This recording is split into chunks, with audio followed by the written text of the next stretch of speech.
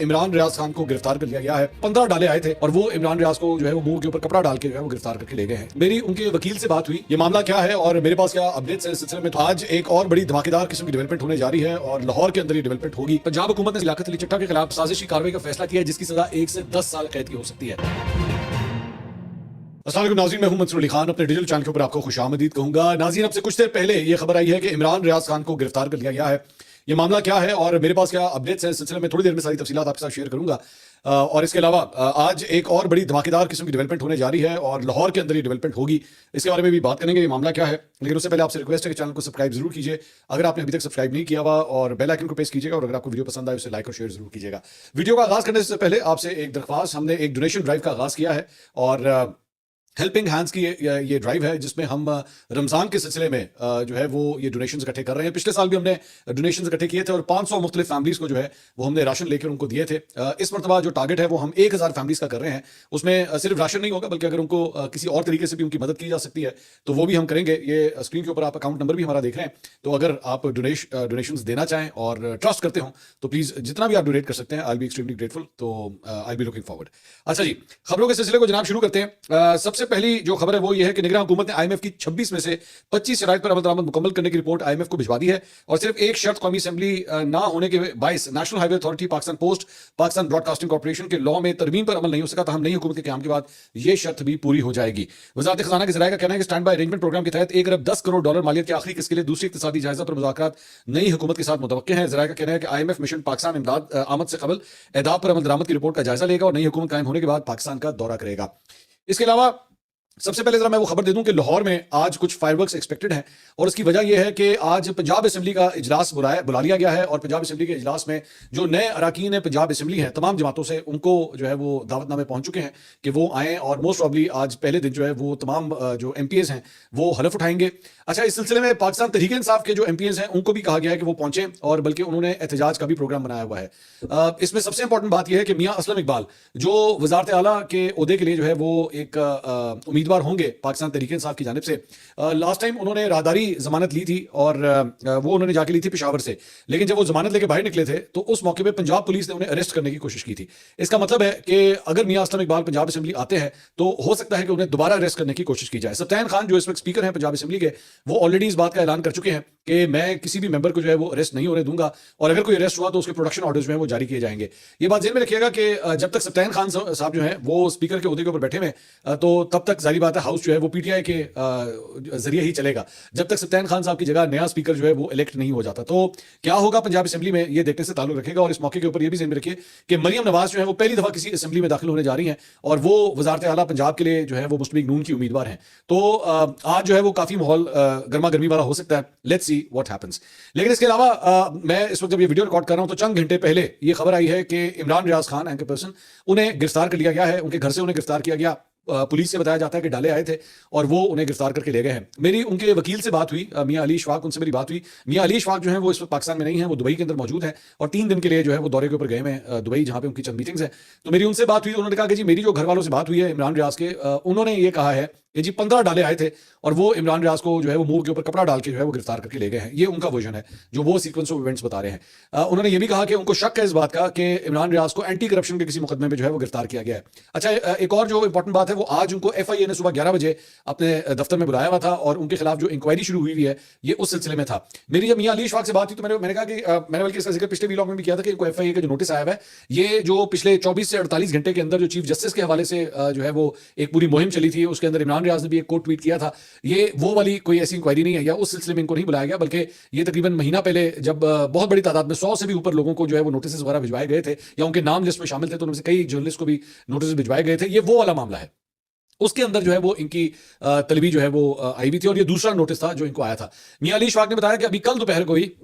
इस नोटिस के जवाब के अंदर जो है उन्होंने पूरा जवाब इमरान रियाज को जो है डिक्टेट करवाया था कि आप ये जवाब जो है वो जमा करवाएं और उन्होंने उसके अंदर ये कहा था कि जी पहले आप हमें अपने जवाब में उन्होंने लिखा था कि आप पहले पूरी डिटेल बताइए कि आपने तलब किस चक्कर में किया हुआ है, क्या क्या उनके ऊपर इल्जाम है, क्या क्या इंक्वायरी जो है वो आप कर रहे हैं, तमाम चीज़ों का जो है वो पूरा डिटेल जो है वर्जन दे, तो उसके बाद हम जो है वो हाजिर हो जाते हैं। तो लेकिन उससे पहले ही जो है वो इमरान रियाज को गिरफ्तार कर लिया गया। एक और सोर्स से जो मुझे थोड़ी सी खबर मिली है वो ये है कि इमरान रियाज के अपने करीबी लोगों में से चंद लोग जो है उनको इस बात से भी मना कर रहे थे कि आप कम से कम 8 फरवरी से पहले जो है अपने वीलॉग्स का सिलसिला मत शुरू करें। लेकिन इमरान का मानना था कि नहीं ये ज़रूरी है और मैंने वीलॉग करना है, उसके बाद उन्होंने वीलॉग जो है वो शुरू कर दिया था। लेकिन सर्टन क्वार्टर्स के अंदर जो है वो इसको कोई ज़्यादा अच्छा नहीं समझा जा रहा था और इनके चंद जो करीबी लोग हैं वो ये एक्सपेक्ट कर रहे थे कि मोस्ट प्रॉब्ली इनकी मुश्किलात जो है वो दोबारा भी बढ़ सकती हैं। अब इस वक्त इमरान रियाज को किस मुकदमे में गिरफ्तार किया गया है, जब तक ये वीडियो रिकॉर्ड हो रही है इसकी कोई डिटेल्स जो है वो सामने नहीं आई हुई, लेकिन मोस्ट प्रॉब्ली अगले 24 घंटे में बात पता लग जाएगी। पहले तो मतलब सिंपली पता ही नहीं था ना कि वो हैं कहाँ पे, लेकिन इस मरतबा जो है उनको उनके घर से बताया गया है कि गिरफ्तार किया गया है और कानून नाफिज करने वाले इदारे जो हैं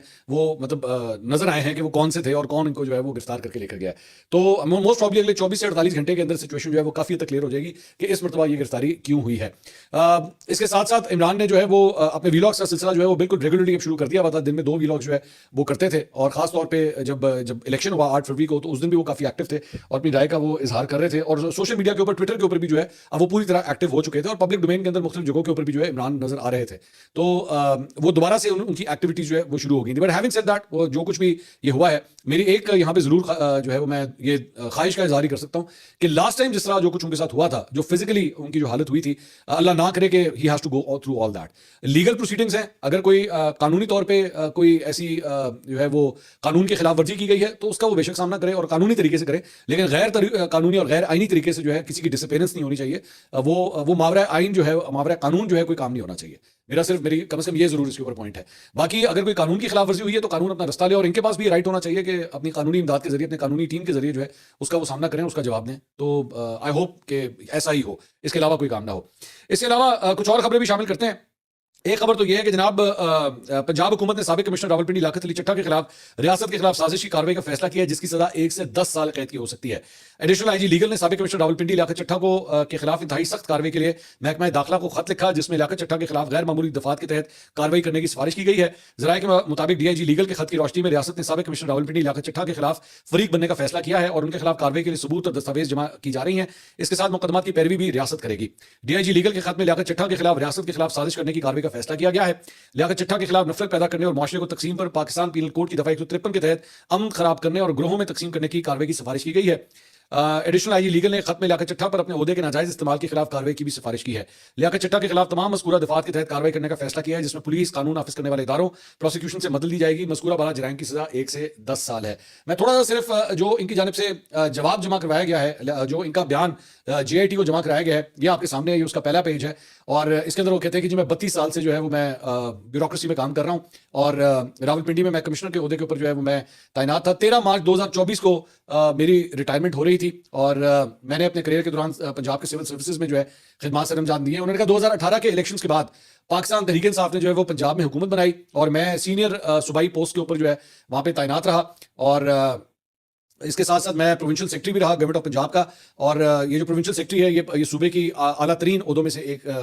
पोस्ट है। उन्होंने कहा कि इस दौरान जो है वो जब मैं वहाँ पे तैनात था तो पाकिस्तान तहरीक इंसाफ के सीनियर और प्रोमिनेंट जो सियासतदान है उनसे इंटरेक्शन करने का मुझे मौका मिला। उन्होंने कहा कि इस दौरान जो है वो मेरा इंटरेस्ट मुख्तलिफ जो सियासी शख्सियात थी उनकी तरफ मेरा बढ़ा और उसके बाद इसी दौरान जो है पाकिस्तान तहरीक इंसाफ के एक रहनुमा के साथ मेरी बड़ी गहरी दोस्ती हो गई। उन्होंने कहा कि 9 मई 2023 के बाद पाकिस्तान तहरीक इंसाफ की लीडरशिप, जिसमें इमरान खान भी शामिल हैं और नहीं, इन्होंने कहा कि 9 मई 2023 के बाद पाकिस्तान तहरीक इंसाफ की ये जो शख्सियत थी जिससे मेरी दोस्ती हो गई, ये जो है वो मफरूर हो गए और तब से जो है वो छुपे हुए हैं, अंडरग्राउंड है। उन्होंने कहा कि through this time I had direct contact with him और इस दौरान जो है मेरा अलबत्ता उनके साथ रब्ता रहा। उन्होंने कहा कि और इसकी बुनियाद के ऊपर जो है वो मेरी मजीद दोस्ती इनके साथ होगी, एतमाद का रिश्ता भी जो है वो और गहरा होता गया। उन्होंने कहा कि 2024 के इलेक्शन के बाद 11 फरवरी 2024 को मैं खुफिया तरीके से मैं लाहौर गया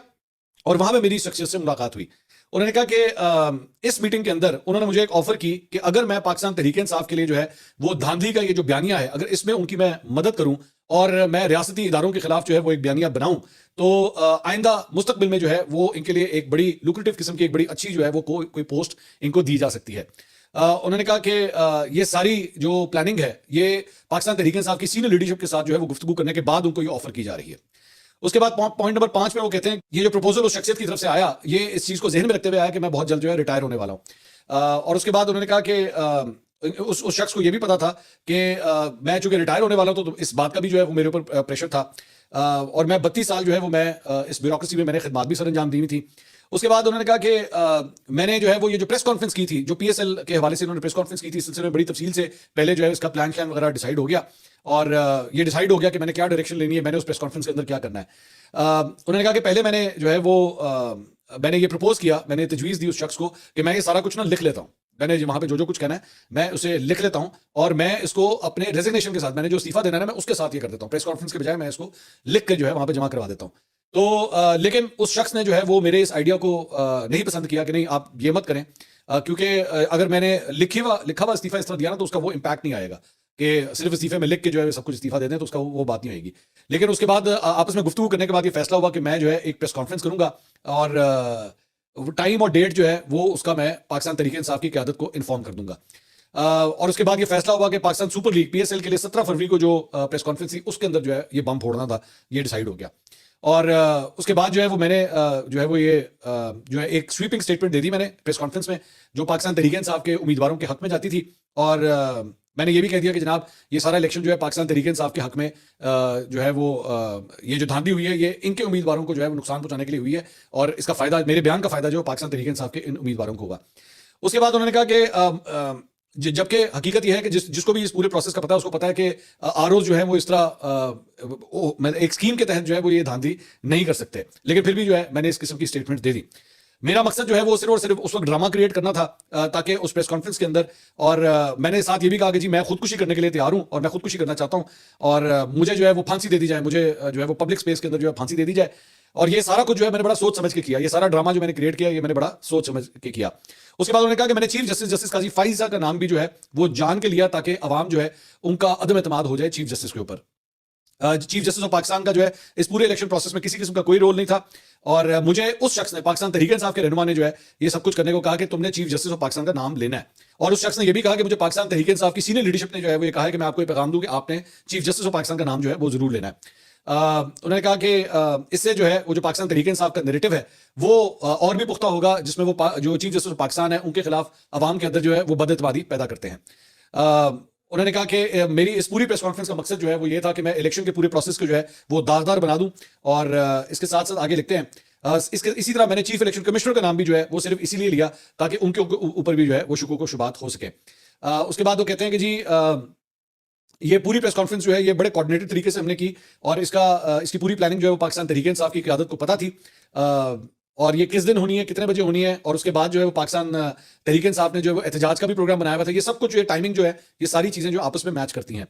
उसके बाद उन्होंने कहा कि मैंने रिटर्निंग अफसरों को किसी किस्म की कोई इंस्ट्रक्शंस नहीं दी थी धांधली करने के हवाले से और कि जी आपने किसी को जिताना है या किसी को हराना है। और कोई भी रिटर्निंग अफसर जो रावलपिंडी डिवीजन में काम कर रहा था उसने धांधली के हवाले से किसी किस्म की कोई कंप्लेंट जो है वो फाइल नहीं की हुई थी और ना मुझे चीफ इलेक्शन कमिश्नर की तरफ से ऐसी कोई हिदायत आई थी कि जी आपने फलां बंदे को सपोर्ट करना है और फलां बंदे को सपोर्ट नहीं करना।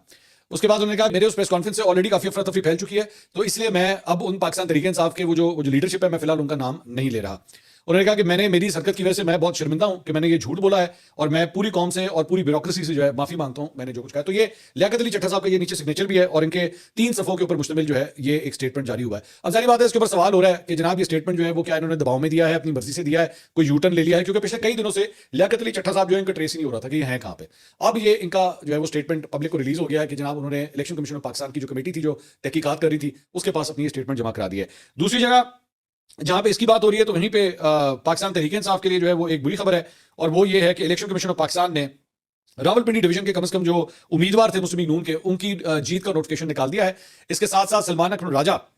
जो पाकिस्तान तहरीक इंसाफ के रहनुमा हैं जिन्होंने ओन चौधरी की जीत को जो है वो चैलेंज किया हुआ था, ओन चौधरी की जीत का नोटिफिकेशन भी अब निकाल दिया गया। सलमान अकरम राजा को वहां पे भी जो है नाकामी का सामना करना पड़ा है। इसके अलावा पंजाब असेंबली के लिए अकलियतियों की मखसूस नशिस्तों का नोटिफिकेशन जनाब जारी कर दिया गया है। मुस्लिम लीग नून के 5 उम्मीदवार अकलियती नशिस्त पर रुकने पंजाब असेंबली मुंतखब हो गए हैं, जिनमें फलबूस Christopher, Emmanuel Arthur, Ramesh Singh Arora, Shakila Javed ये इसके अंदर शामिल हैं। और खवातीन की मखसूस नशिस्तों के लिए भी जो है वो नोटिफिकेशन जारी हो गया है और इसमें खवातीन की 66 में से 42 नोटिफिकेशन जो है वो जारी कर दिए गए हैं। 36 नशिस्तों पर मुस्लिम लीग नून की खवातीन जो है वो कामयाब करार पाई हैं और इसके मुताबिक पंजाब असेंबली की 3 नशिस्तों पर पीपल्स पार्टी, 2 पर मुस्लिम लीग काफ जो है उनकी खवातीन को कामयाब करार दिया गया है और 1 नशिस्त पर जो है इस्तेकाम पाकिस्तान पार्टी की उम्मीदवार जो है वो कामयाब हुई हैं। इंटरेस्टिंग बात यह है कि इस पंजाब असेंबली के लिए दूसरी जो खवातीन की लिस्ट थी इस्तेकाम पाकिस्तान पार्टी की, वो ओन चौधरी के जो एहलिया हैं अदाकारा नूर, उनका नाम नंबर 2 के ऊपर था, तो वो मिस हो गई हैं। सिर्फ एक खातून को जो है वो सीट मिली है तो उनकी नामजदगी जो है वो नहीं हो सकी है। तो ये जनाब अब तक की अपडेट थी। इंशाल्लाह अगली वीडियो में आपसे दोबारा मुलाकात होगी। अल्लाह हाफिज़।